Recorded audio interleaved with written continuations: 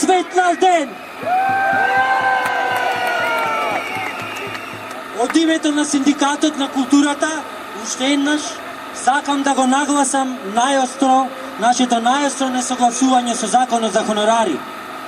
Сакам овде јавно да подлечам за нашата згрозеност од ваквиот начин на донесување на закони, без јасна и широка дебата, што за жал во оваа држава ставува правило, а не исклучок.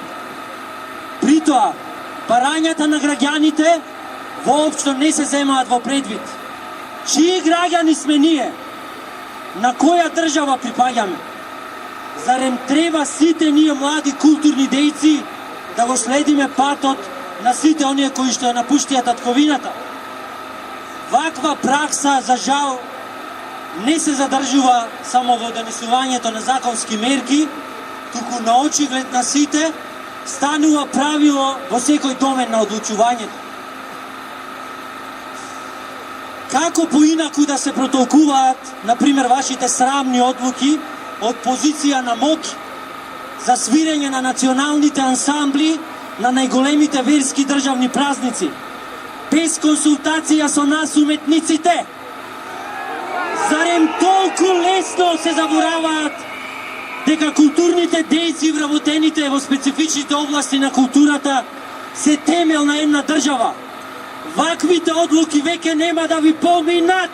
Нема да ви помине! Нема да ви помине! Нема да ви помине! Нема да ви помине!